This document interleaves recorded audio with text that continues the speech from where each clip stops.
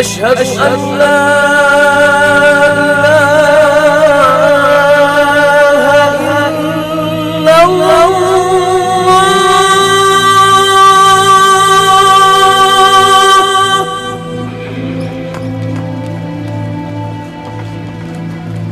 أشهد أن لا إله إلا الله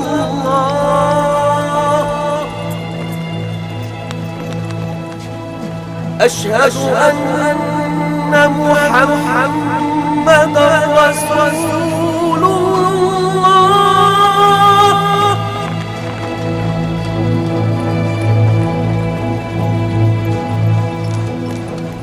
أشهد أن محمدًا رسول الله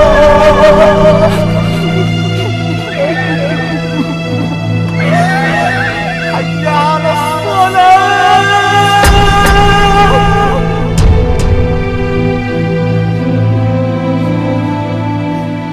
حي على الصلاة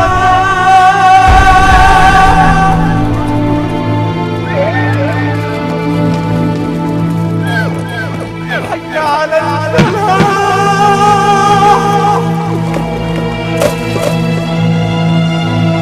حي على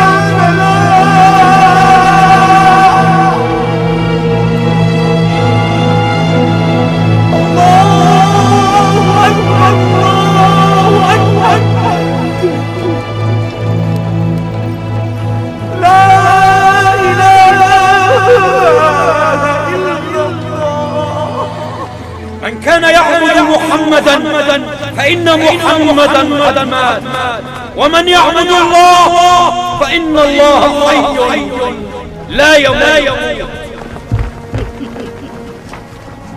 هون عليك يا بلال، هون عليك. ونعم الرفيق الأعلى صاحبا للرسول يا بلال.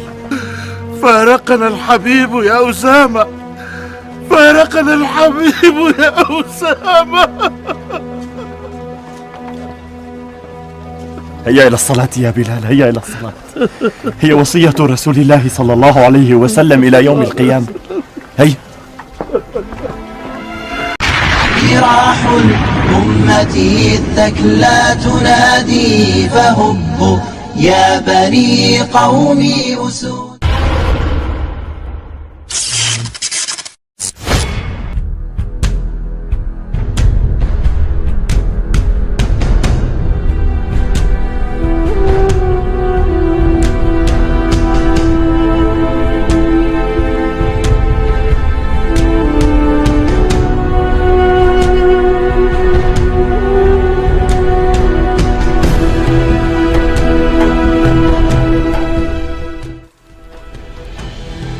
Sepekan sebelum wafat, Rasulullah baru saja kembali dari ziarah makam para sahabat atau baki.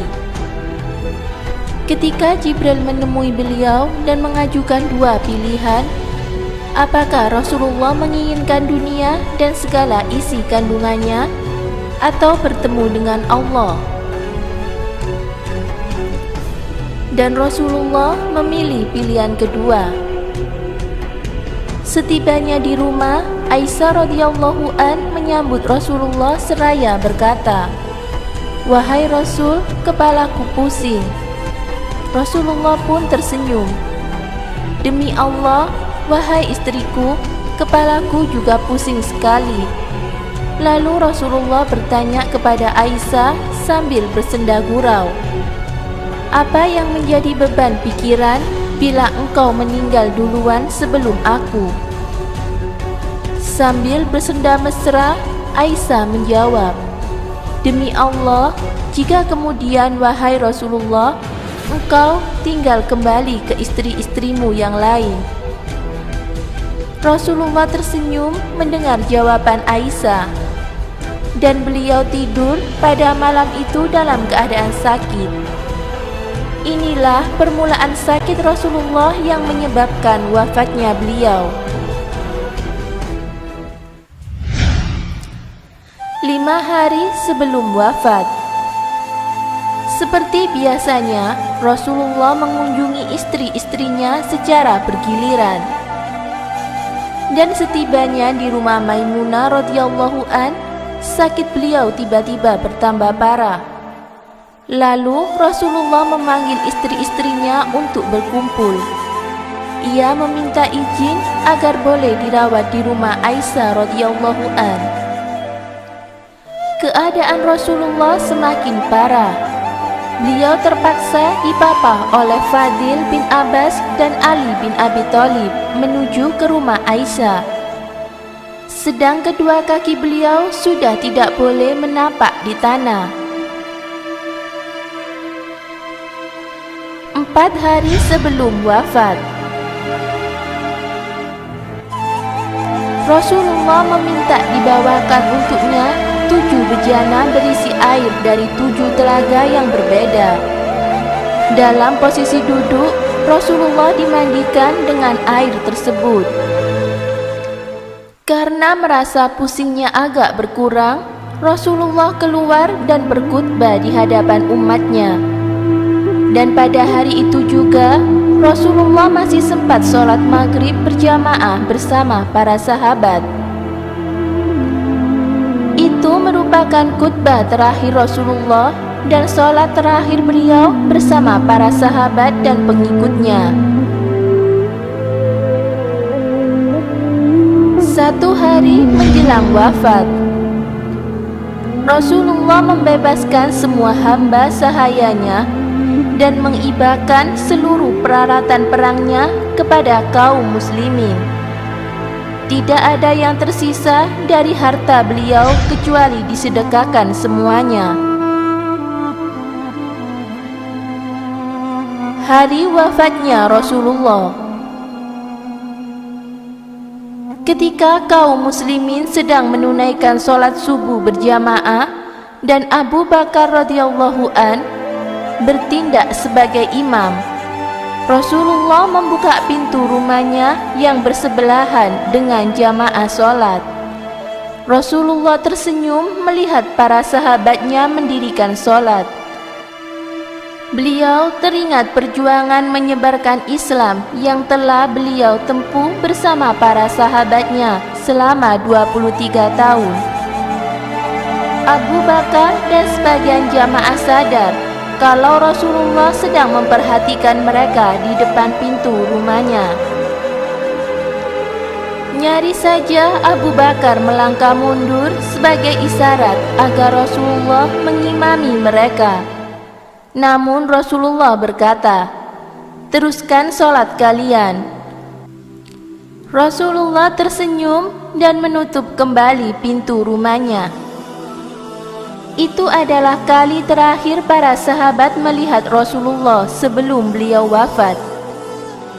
Dan juga kali terakhir Rasulullah melihat para sahabat, dan saat itu juga mereka dalam keadaan sedang sholat. Hari wafatnya Rasulullah. Fatimah radhiyallahu an, putri Rasulullah SAW, mendatangi beliau dan duduk di sebelah kanan Rasulullah.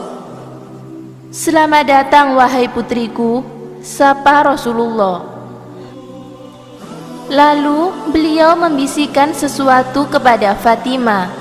Seketika Fatimah menangis. Rasulullah membisikkan untuk kedua kalinya, dan seketika itu pula Fatimah tersenyum. "Apa yang dikatakan Rasulullah kepada kamu?" tanya Aisyah radhiyallahu an. "Pertama, Rasulullah membisikkan kepadaku bahwa malaikat Jibril alaihissalam biasanya menemuinya sekali dalam setahun untuk membacakan ayat-ayat Al-Quran. Namun, tahun ini Jibril 2 kali menemuinya. Ini mungkin pertanda ajalnya sudah dekat. Makanya aku menangis, jawab Fatimah radhiyallahu an. Lalu Fatimah melanjutkan, yang kedua, Rasulullah menanyakan, apa kamu bersedia menjadi orang pertama kali dari keluargaku yang akan melanjutkan perjuanganku? Atau bersedia engkau menjadi ibu bagi orang-orang beriman? Atau ummahatul mukminin? Dan aku adalah orang pertama di antara keluarga beliau yang akan menyusul beliau. Kemudian aku tersenyum haru mendengar pertanyaan dan kabar itu. Tuntas Fatimah radhiyallahu an. Ini adalah dialog terakhir antara Rasulullah dengan putri tercintanya, Fatimah.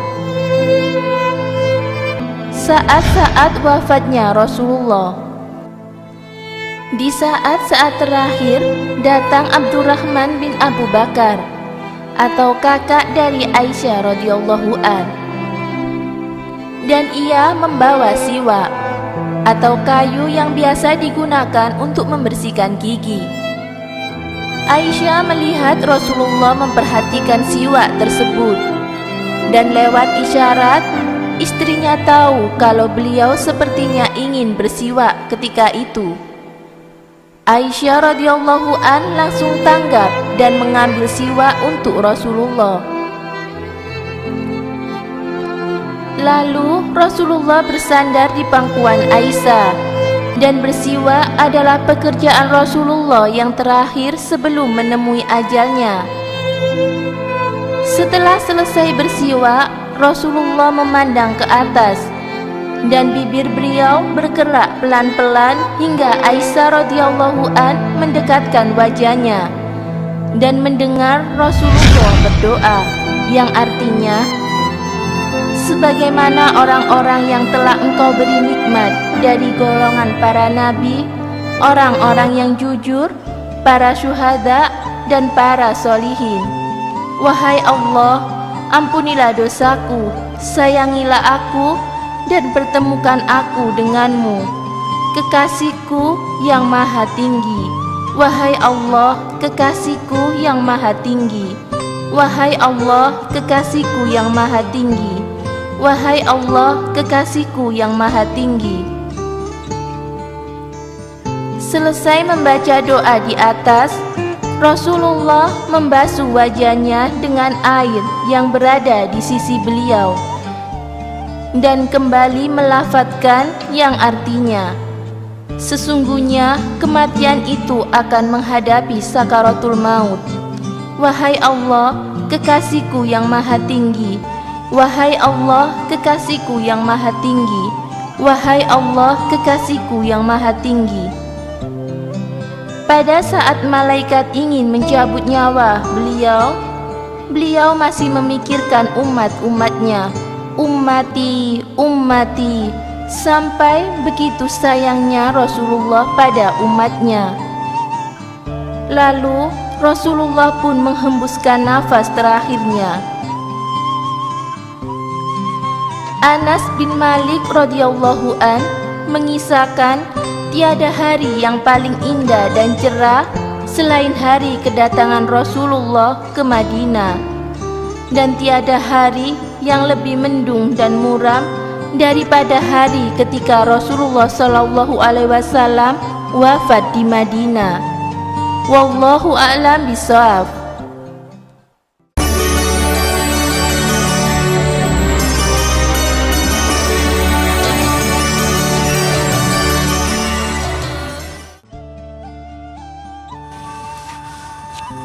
Assalamualaikum warahmatullahi wabarakatuh. Rasulullah Muhammad SAW wafat pada tanggal 12 Rabiul Awal tahun 11 Hijriah. Rasulullah wafat pada usia 63 tahun di rumah Aisyah, istri beliau. Rasulullah wafat dalam usia 63 tahun. Beliau berhasil menguasai seluruh jazirah Arab masuk ke dalam Islam. Bayangkan, dalam usia 63 tahun beliau mampu menyatukan seluruh jazirah Arab dalam pangkuan Islam. Hari ini usia 63 tahun, apa yang kita hasilkan? Dan Rasulullah adalah orang yang sukses dalam mengemban misi kenabian dan menyebarkan agama Islam ke seluruh jazirah Arab. Meski Rasulullah menjelang akhir hidupnya, beliau sakit panas demam selama 13 atau 14 hari, beliau sempat untuk menjalankan sholat. Dalam satu riwayat disebutkan setelah sadar dari pingsan Rasulullah, sholat dipandu dengan Ali bin Abi Thalib dan Abbas bin Abdul Muthalib mengemani sholat subuh, walau badan beliau belum fit.